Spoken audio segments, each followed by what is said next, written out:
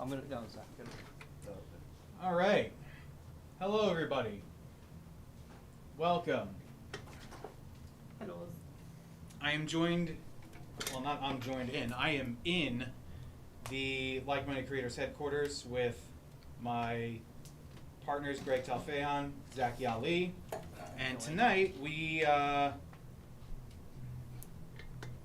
going to go over a song that is essentially going to be the theme song, I'm using this in quotations here, of the channel.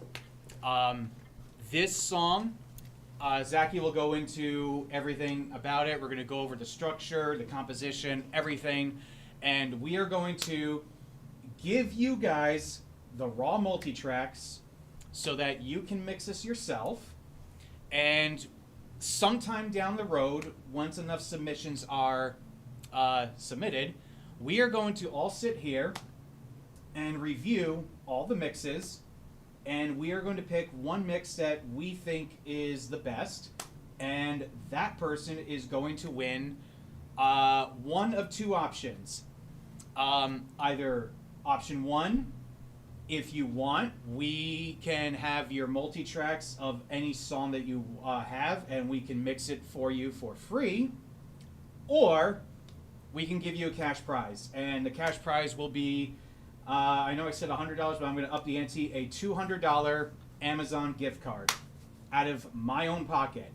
So those are the optional prizes that you can win. Either a free mixing session from all of us here, and not to mention the, I hate the term, but the clout that will come from your mix being on my channel, or a cash prize. So I'm gonna leave it with someone who is way more talented than I am at this. Zachy, he is gonna go over the song, and we're gonna go over the composition, and he's going to break down everything going on in this session. Him and Greg wrote the song together, and once Zachy told me that they basically use this as like an intro piece, and it's just, I don't want to say throwaway, but it's not on like any sort of release. I'm like, you know what? I'll gladly use this for something.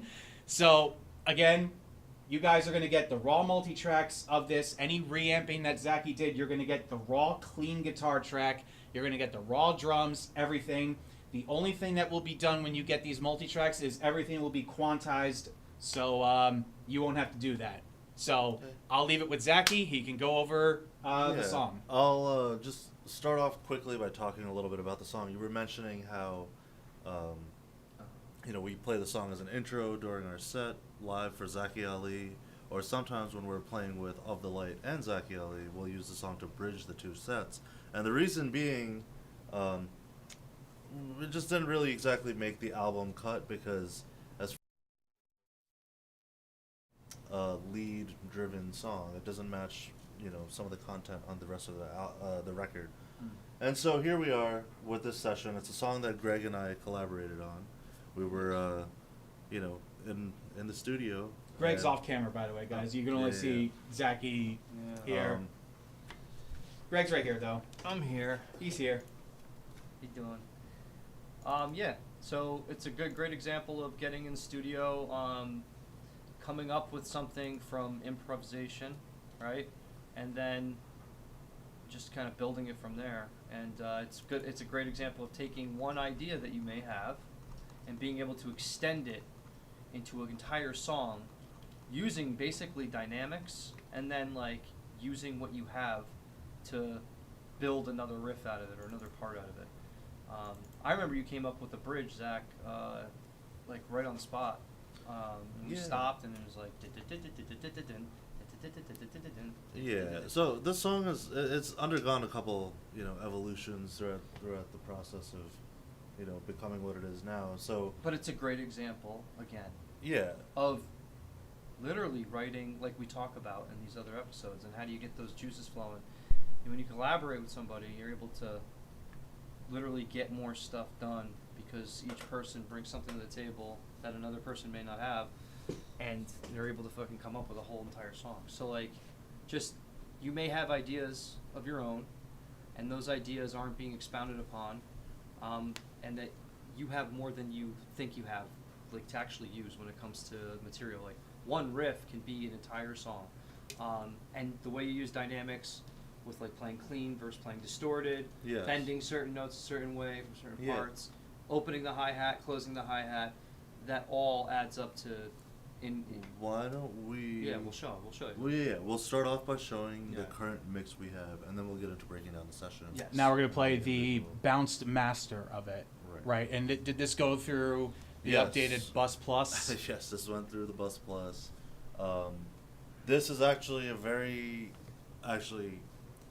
I think a great track for something like a mixing contest, because you're specifically going to have to focus on taming the lows, but getting it to really stand out. And I think that's something I know I'll be looking for in reviewing these mixes, but it's getting that very fine balance and just the right amount of low end where it's not pushing the speakers too hard is going to be the challenge with this, right? So this is the version we had. Oh, and it should be said, you are free to use any mixing method, plugins, techniques, Yeah. anything that you have at your arsenal. If you want to run it through all analog gear, great. Just give us, when we eventually give the notice of an email or whatever that you can send us, just give a little description of what you did, right? Just to help us out, with Sure. what you Yeah. guys did, and any notes you have on the mix. But yeah, you are free to use any method, any technique, any. The only thing you cannot do is re-record anything to it. You have to use all the raw tracks, and believe me, we will know. So we'll know. We'll know if you cheated. So all right, let's take a listen to the bounced master as it is right now from Zacky's mix. This is what's going to be played on the channel.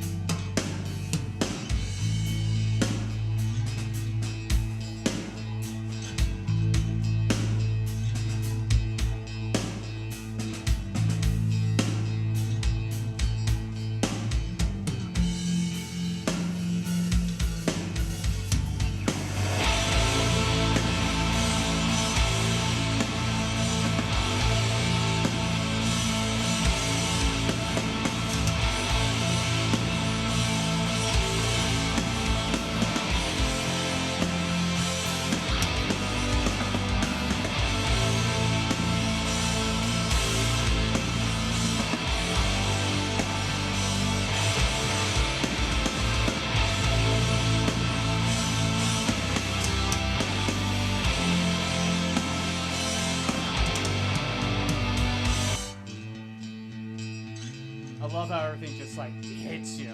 Very Just dynamic, explosive. Music is the language of the universe.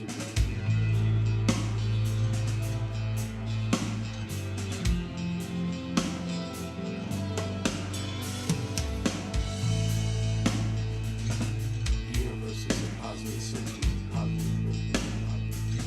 The vocals will not be in there. It's an instrumental. Some samples from Chris, bass player from the way.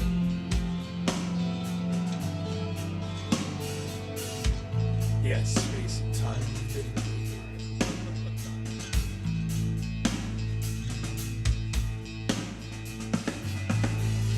You have now found your beauty until some undefinable world.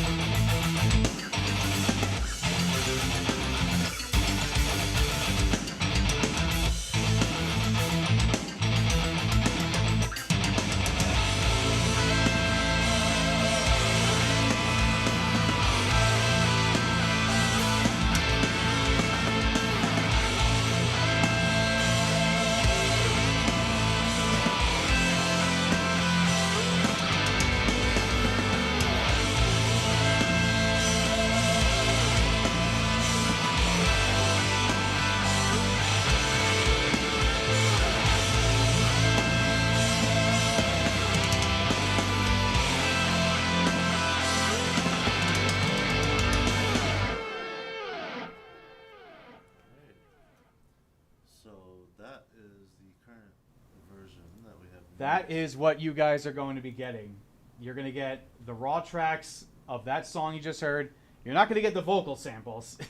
The vocal samples will not be included with that. But the instrumentals, you're going to get everything.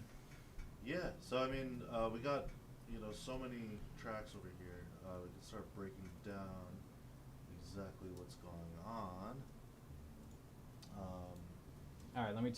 You keep going. I'm going to turn down the gain so people can see the Pro Tools screen. Yes. All right, so everything else besides the Pro Tools screen is about to get dark for you guys. Bass, bus. Okay. These are clean guitars. And let me bring the camera a little bit closer so you can see and hear Zachy do his thing. Okay, Oi. so Take it away. let's just unsolo things here. Let's see what we got. These are clean guitars. So there's a point, actually. Let's talk a little bit about the history of this song. We initially kind of wrote the song to have vocals, so there's kind of open spaces during the verses. And initially, the song was recorded even on a different guitar. And so with the new guitar, it's this 8-string Strat style Javier Reyes signature. And the cool thing about it is, when you go to the split coil mode, the clean tone has a very beautiful, glassy, almost lasery sound characteristic to it. And this was immediately after I had put on a new set of strings, and the new set of strings on that setup made a very big difference in the tone of that. So there's the old tracked version of the guitar, the clean guitar, and the new one. So let me just see here. I believe this is the new one.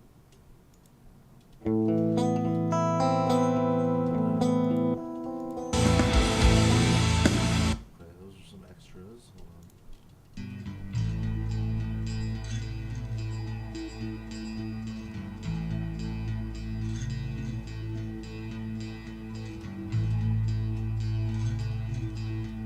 Okay. So here we got the cleans.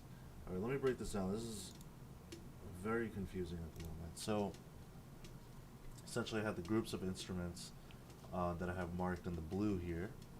And when I mean groups, I would essentially take, for example, all these yellow tracks are drums. These would all be slightly mixed on the digital end and then fed to a drum bus. And the drum bus output left and right would be sent to the Neve Shelford channel strips, out from the Neve Shelford channel strips into the bus plus. And on the bus plus, basically for these stems, we would have it in the mid-side circuit and just do a little mid-side processing. So we did the same thing with the cleans, the guitars, keys, not with bass to keep it, just so we can keep it truly mono. But here we have the printed cleans running into this instrument bus, so we can solo that.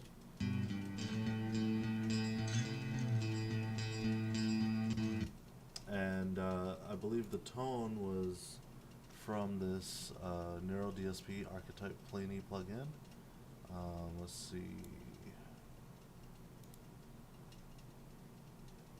Yeah, it's just a preset on here called Electric Sunrise Sparkle, probably with a little bit of adjustment.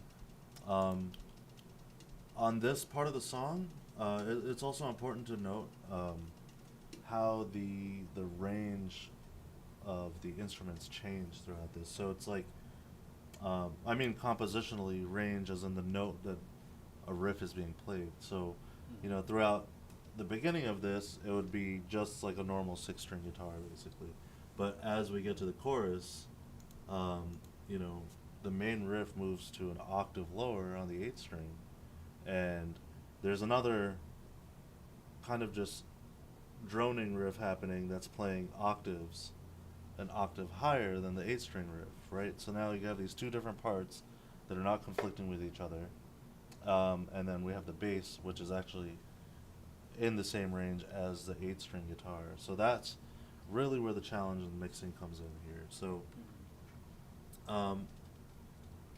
yeah, essentially, these are the cleans that were printed for the beginning, and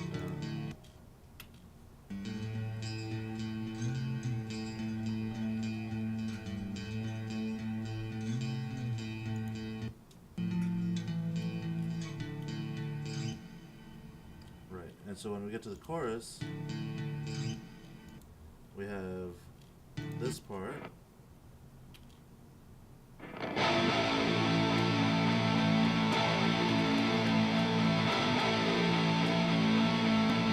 So if you actually hear that guitar, I mean, there's actually two parts. There's the lower octave riff that's doing like the bendy thing, and then there's the higher octave that's doing like the it's basically octaves on the guitar. So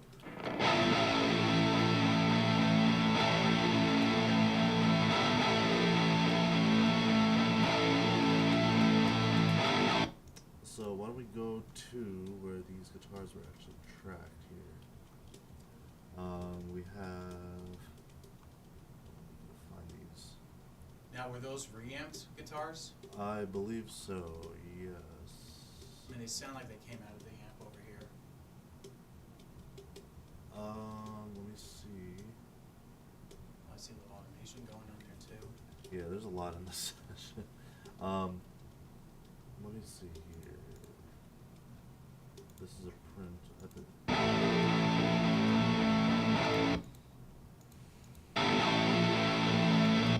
Okay, hold on. Where were these guitars actually tracked? Further down here.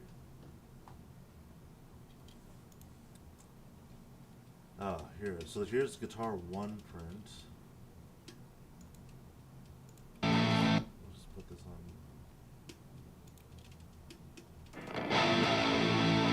I know, that's with both octaves. So, hold on 1 second. This is, here, let's see what these are.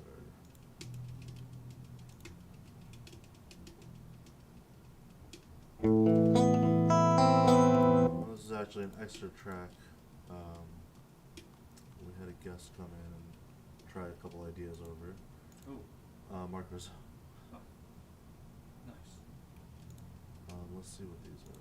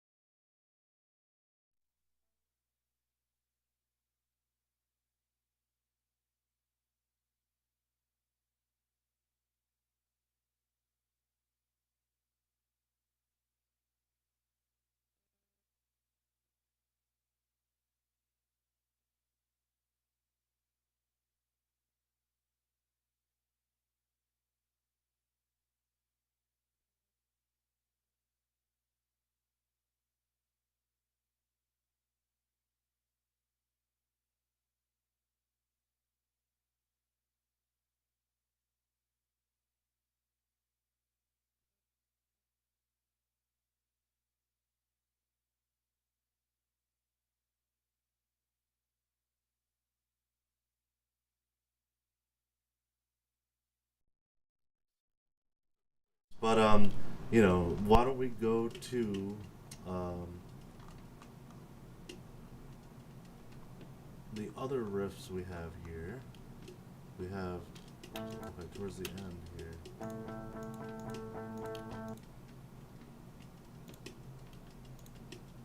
See, these are the low octave.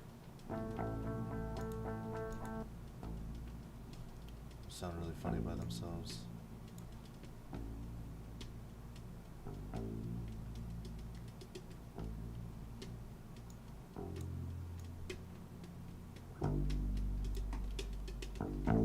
Almost sounds like a bass. I mean, it's in the same range.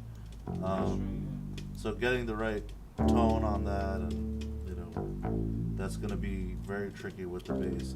So if you listen, why don't we play the bass DI with that and just see.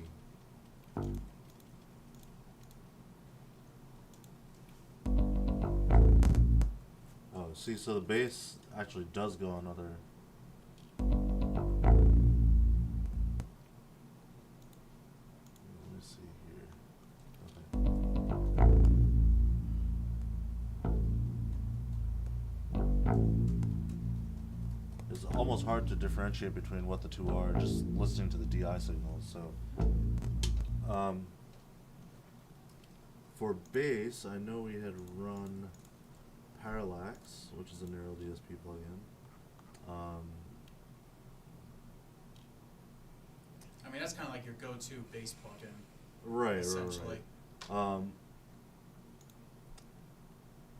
Yeah, it's just, you know, when you're have absolute control over controlling the low end in the mix, that's really why it's extremely beneficial.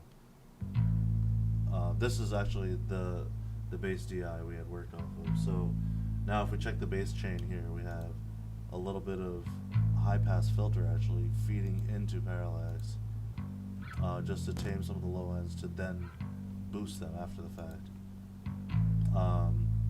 And then bass 2 is actually a slightly more distorted version for the chorus when the 8 string hits, when it jumps the lower octave. So you just hear the difference in the tone there. Yeah, just a little more aggressive all of a sudden. And there That's we just have the bass wobbling. yeah, it has like a Gut really punch cool, wobbling. you know, wavy sound to it, which is actually really nice with compression if you start messing with that. So, you know, no drive on the highs actually, just in the mids. Highs up, lows fairly compressed, and then that's being fed into virtual mix rack, which I put the bomber on, intensity at 50%, drive a little, you know, plus 3 dB. A little bit of air and earth, a little bit of high lift and low lift on this custom series lift. After Parallax actually, to kind of just bring out some of the things, and after that I put a little bit of saturation from this Crush plugin I have. And yeah, that basically sums up the bass tone on that. I mean, it's pretty straightforward, or like, you know, simplistic, but also very effective for what it's doing. So that all is essentially being sent into the instrument bus, which once all the instruments are sent to, we're essentially going to run it through and do a bus print through the bus plus on stereo classic mode. So when we check out drums, Yo, so with your drums and the low end and stuff, yeah, do you like the way you balance out the bass drum frequency and the low end on the guitar and bass? How does that work? Is that yeah, so typically, I mean, people have different opinions on this, and I don't know how you do this, Chris, but people say, at least for like the low sub frequencies on kick and bass, it's generally good to separate. So if you're boosting like 60 hertz for the kick drum, you want to boost around 80 for the bass, or vice versa. So, you know, generally I'll focus on 60 on the kick and then 80 on the bass, and then sidechain compression between the kick drum and the bass, which is also happening here. So I do it a little bit differently. I choose which of the two I want to be the dominant of the sub lows. Mm-hmm. Right. It all depends on the genre. Like if it's a jazz or a reggae band, the bass guitar hands down is going to do that. Most rock bands, I have the bass be the dominant and the kick drum be the support. If it's a metal band, it'll probably be reversed, especially if it's fast-paced thrash with a lot of notes playing.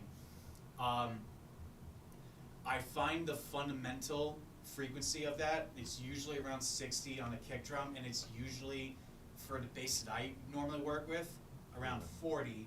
And I'll boost, whatever I boost, I subtract on the other. So if I boost 60 on the kick, I reduce 60 in the bass. Right. And then I put a sidechain compression on the bass guitar to duck whenever the kick drum hits. And that usually gets my low end pretty balanced. Yeah, and then that's a cheat that I use, and this is probably going to be sacrilege to a lot of people, is I'll put an RMS frequency meter, and I look at where the kick drum's sitting, and then I match the bass guitar RMS average volume with the kick, and that is usually about 80% of the way there as far as blending the two together. Nice. And yeah. of course I make minor adjustments, but you know, that's just how I process my kick and bass. Awesome. But you have to get those two right in order to have a good foundation. So funny thing about this is like the kicks on this whole session are actually just a sample. There is no real kick drum, Yeah. which Oh! you know we're gonna work with a sample here, but the sample was carefully. What happened to the kick drum?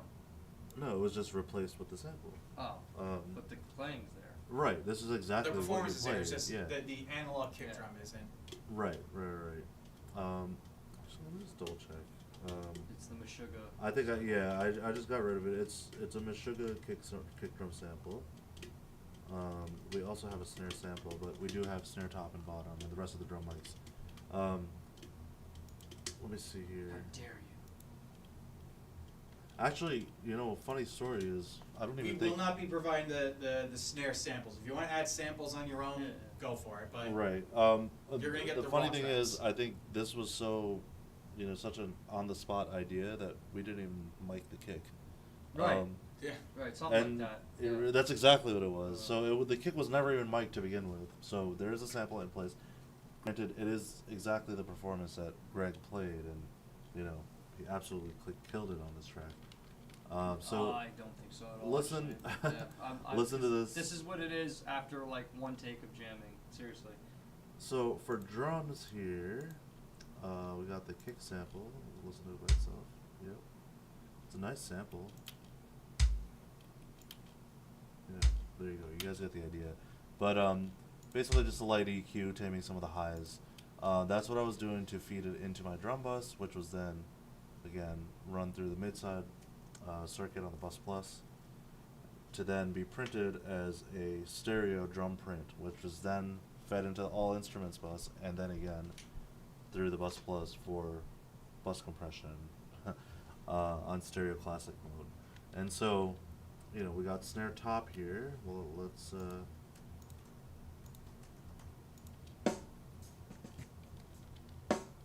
just a very nice snare. I believe, Greg, you played this on that 13-inch DW snare. Mm-hmm. Maple 13-inch DW custom. The fact that it's a little bit smaller, gets a very full body. It's a beautiful snare drum. Just raw snare top, snare bottom. I believe it was a Beta 57 on the bottom. SM57 on top. And we have bus setup for short reverb here.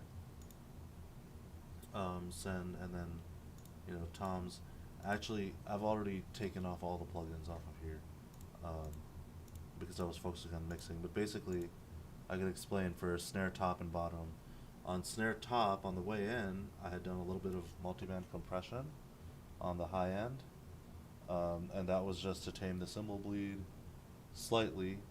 And then snare top and bottom were both simultaneously sent into snare bus, on which I had an EQ that boosted the highs a little bit, about around 7K, and had a high pass filter till about I want to say 110, 120. I'm just taking out some of the kick bleed, low end, and then that was all fed into a gate.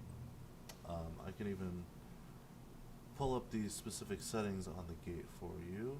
But it's important to notice with this gate, and I can't even do it at the moment. With the gate, the settings vary based on that multiband compressor I was talking about on snare top.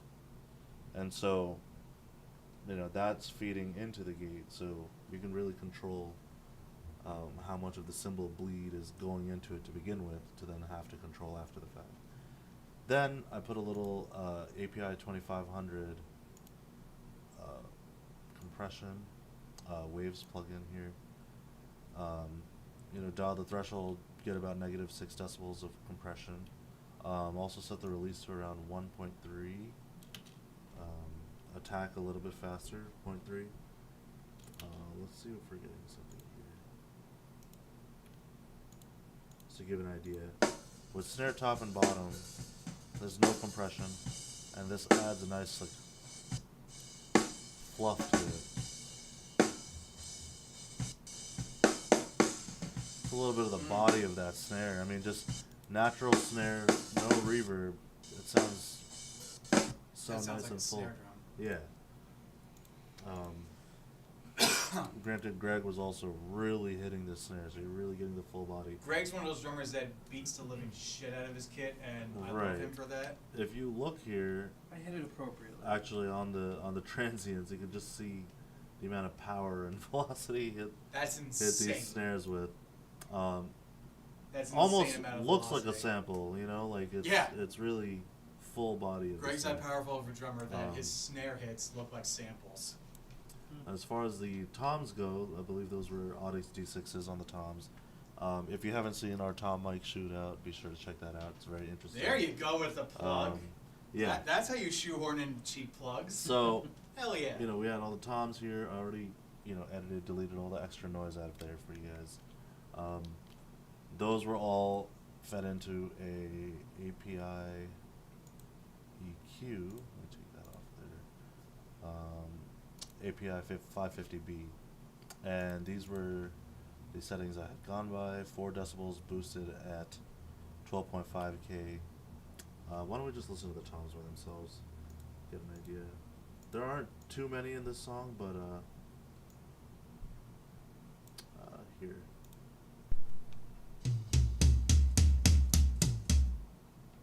Just to give an idea of what the toms sound like just by themselves.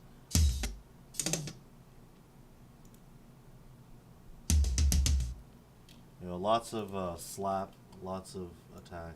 A lot of big boomy low end. Yeah, boomy low end. I mean, we actually cut 4 decibels at 200 with a low shelf on there. And then cut a little bit of that boxiness around 700, 2 Then that's a Tom's decibels. bus. Yes. And then boosted 2 decibels at 3K, also with a high shelf. So there's actually a considerable amount of boost on the highs there, but it's really bringing out the slap in a nice way. And then overheads, we ran the KM184s left and right. Those were then sent to the overhead bus. And the overheads were, I had this EQ on it. Which was EQ2, which essentially just taming some of the high frequencies around 7K, cutting out all this unnecessary low end for the overheads. Then I had fed it into, why don't we listen to what's happening here without the EQ, with it. We're really relying on the low end from the kick sample in this case and the tom microphones.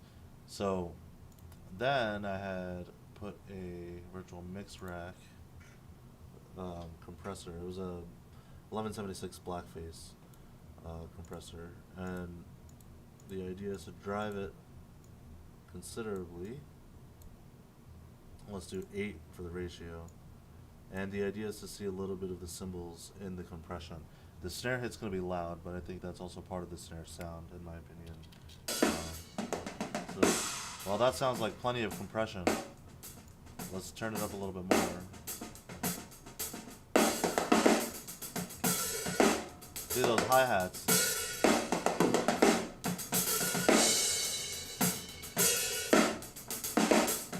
I love the sound of a squash snare in the overheads. Yeah.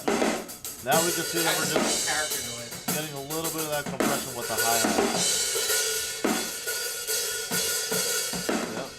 So now, it's very loud. We have this mix knob here, and we're going to turn that down, way down, probably about 35%. So this is actually running parallel compression on the 1176, 8 ratio, and pretty considerably high level of compression.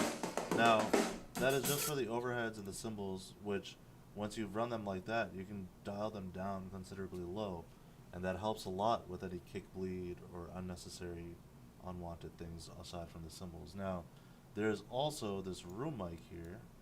It was captured in a very nice reflective room that was essentially built for drums. So if I just play the room mic,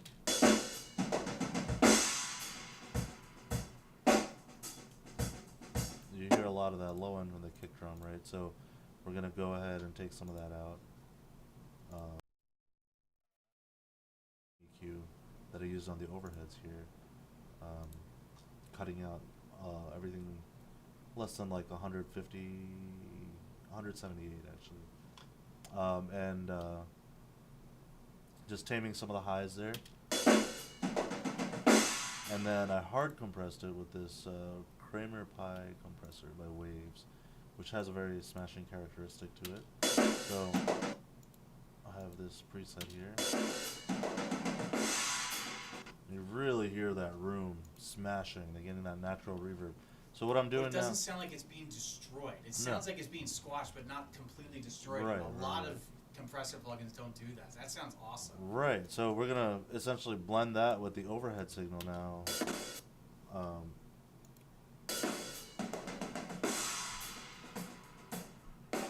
You know, we really get to dial in the right amount there, while not having to feed as much digital reverb into the mix, right? So, a lot of great just initial capture on these drums here to like work off of in a mix setting. So, room mic was U87 also, and you know, so essentially all of these buses were then sent into this drum bus, which was then, without anything on it, directly sent into the Neve Shelfer channels,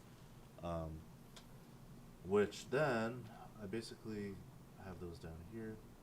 The way I have this session organized, I basically have the master, and then everything after the master consists of prints I had done through the Neves to then feed into the instruments bus. So everything after the master includes the prints, and this was the drum bus I had gotten through the mid-side print with the bus plus as well.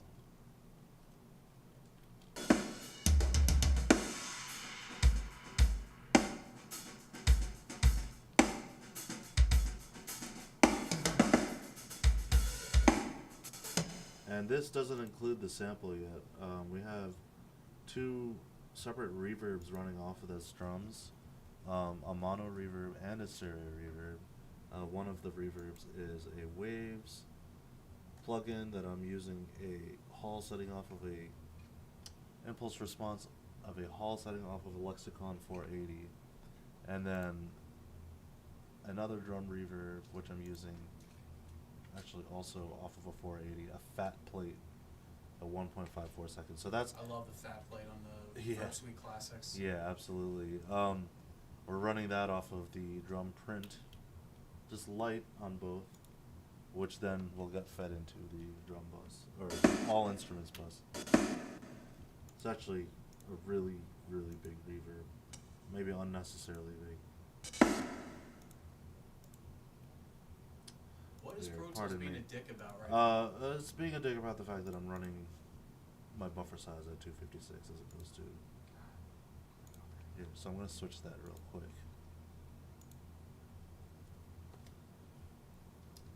Alright, while he reboots Pro Tools for... Yeah, it's a different thing. It's actually different with Mac and Windows, where on Windows you have to go into your driver settings for your interface, whereas on Mac you can switch the buffer size within Within the the Pro DAW Tools session. itself. Yeah. So we're going to go here. I'm going to switch this to 1024 for mixing. Go back to the session.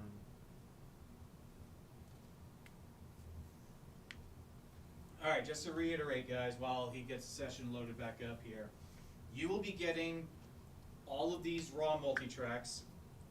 I will provide a download link sometime tomorrow when Zachy sends me all the files. I will organize them in a Dropbox folder, and I will first, I'll make an entirely separate video on my channel about this to like get more audience watching it.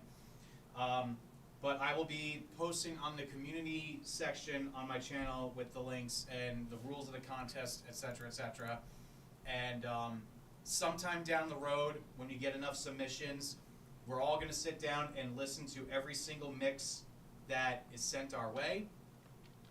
And we'll pick a winner, and that prize will either be a $200 Amazon gift card, no strings attached, just $200 Amazon gift card, or you can send us your a raw session of any song that you're working on, and we will all mix it for free, plus all the promotion that comes with our socials and my YouTube channel, obviously. So cash or free mix and promotion, one of them. So the only rules that we say, you cannot add anything that isn't already there. If you want to add your own samples to the snare, go for it, but you can't re-record the guitar parts. You can't re-record the drums, etc. So those are literally the only rules that we have. Nice. So we have the drums stereo Yes. print here, and actually there's a really cool little thing that was added here, a little reverse reverb off of a snare drum that will also be providing, that goes into the hook. So if we listen to that by itself, just a little natural, riser essentially. So that's on the drop to the chorus. Let's put the reverbs on.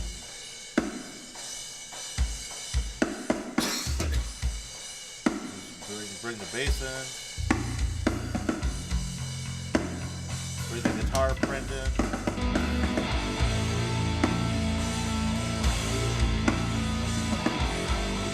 And then bring the keys print in.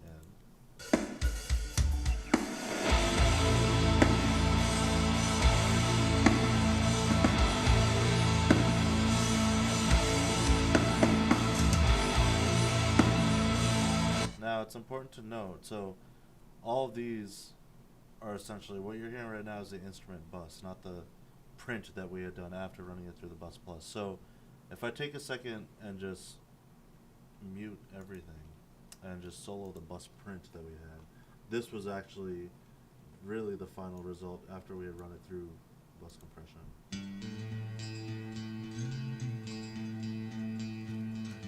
You hear the immediate difference in the low end glue. Let's bring it to the chorus here.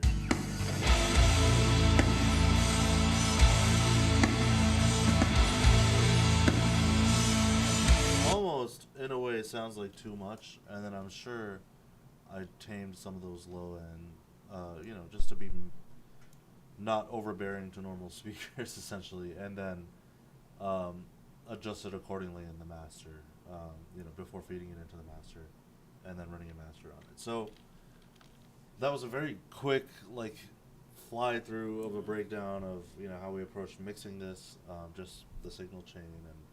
By we, he means him. He's too humble to say. This is him. And yeah, it was essentially just an idea we were jamming on in the studio. Happened to record it and then just build a song off of it. Ended up retracking some of the cleans, some of the guitars just to get better takes and stuff. And yeah, here's the final result. Yeah, let's see what you can do. Yeah. All right, and let's go over one final time what the rules of this contest are for those of you who are late to the party here. So, this track, what do you guys, what do you call this song? What is it? The working title has just been Departure. Okay. It's a departure from what we normally do, so. I like the name. I So don't think that's what it was derived No, I from, know, but just wanted to use it in the sentence. So this song, working title, Departure, I like it, but whatever. This song, Zacky's mix the way it is going to be essentially the quote unquote unofficial theme song of the channel. I'll have it in backgrounds of videos and whatnot, and what have you. It's perfect for that. But for sure. What you guys are going to get are the raw stems from this session. All the guitars were recorded dry and clean DI, and Zachy reamped it in his amp behind me. You're going to get the dry, clean guitar tracks to either put your favorite amp modeler on it you want, reamp it however you want, etc. Do whatever you want with it. The kick is a Meshuggah sample, so you're going to get that sample since there is no real kick drum there. You are going to get the raw drums, his raw toms, his raw snare, and you can use whatever sample you want if you want to completely replace it, or incorporate a sample, or do your best to mix it raw. You're going to get every stem here. They are all quantized. They are all edited. They are all time aligned to the grid. What's the BPM of this? We have 107. All right, so you're going to get a note saying 107 BPM. Refer back to this stream if you want to know exactly what mics were used, how it was recorded, etc., etc. And you will get access to all these stems. I'll have a breakdown video on my channel. Probably going to film it sometime tomorrow with a Dropbox link to download the stems. And you are free to do whatever you want, use whatever techniques you want, use whatever means that you have. The only thing is you cannot re-record the parts. You cannot add or subtract materials from the composition. And you cannot alter the performances in any way. Those are the only rules. Other than that, you are free to do whatever the fuck you want. And this is also multi-tracks for you to practice with. If you don't want to enter the contest and you just want multi-tracks to mix, have at it. This is now yours completely for free. Sometime down the road, all three of us will gather up and take a listen to all of your mixes. And we are going to very harshly critique them. We're going to be like, look, if it comes out and we hear immediate distortion, we're skipping you and going to the next one. So we are going to treat this as in you are a professional sending us your mix, right? So we want good quality results. We want the best mixes possible. And the grand prize is going to have a choice of one of two options. Option one, you're going to get a $200 Amazon gift card from my own pocket, no strings attached, and you get a link to Amazon gift card to do whatever you want with it. Or option two, you get me, Zachy, and Greg to go over a song that of your choice where we mix it and see maybe if we can give you a few helping hands with direction of it, whatever. Composition, help you produce it to make it better. If you have any idea at all, we'll help you, structure it. And we will mix your song completely for free.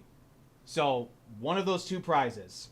If you are just a solo engineer and you're not, musically inclined, take the cash prize or whatever.